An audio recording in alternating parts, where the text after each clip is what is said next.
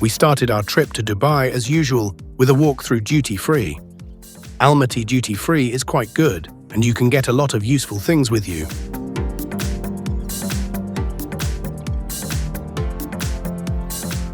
We flew with Flydubai. The flight time takes about 4:30 hours. The flight was delayed for 2 hours due to weather conditions. The plane is quite comfortable and flew very smoothly without shaking. I always choose seats in the tail of the liner closer to the toilet. This is also for safety reasons, as the tail is statistically considered a safer place, and it's convenient for children to use the restroom.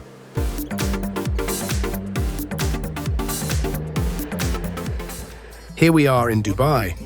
Didn't have time to get out of the terminal, immediately the humid hot air to meet you, but we were lucky, not so much hot for Dubai. Very even good temperature, probably degrees 32, well plus humidity. We chose the hottest month, August. In Dubai, we were met by a luxurious hotel transfer. We chose the Emirate of Fujairah for our vacation, as it offers a cooler climate due to its direct access to the Indian Ocean through the Arabian Sea. And forget everything you know about the United Arab Emirates.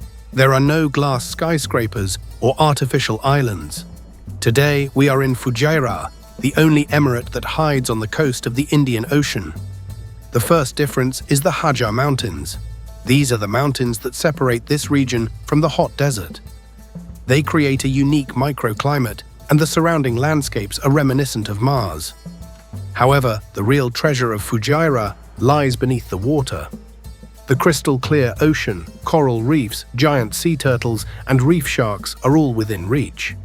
The journey takes approximately 1.5 hours. This is our Radisson Blu Hotel, one of the most popular and well-known resorts on this coast. It is completely different from the city hotels in Dubai or Abu Dhabi, as it focuses on a classic, peaceful beach vacation away from civilization. We chose a family room with a sea view. It's very cozy and comfortable, and the view from the window is simply delightful. You can see part of the territory and the beach.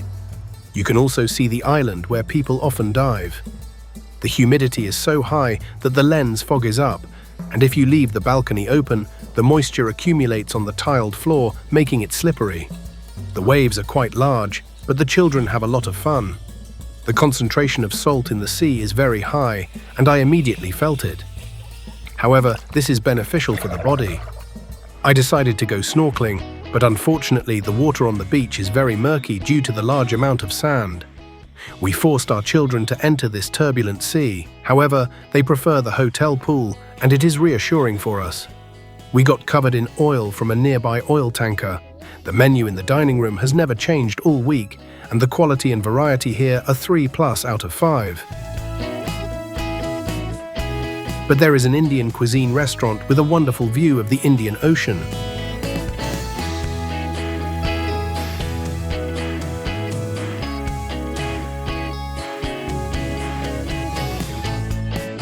There is a spa salon, just like everywhere else, with oriental treatments.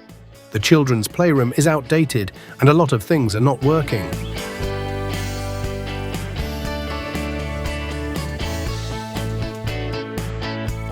No way without ice cream. The menu has free and paid ice cream and is delicious enough for every taste.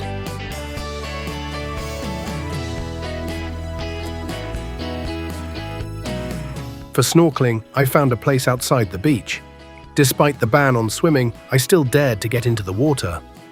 Although the sea floor was not particularly picturesque, it was still better than the beach.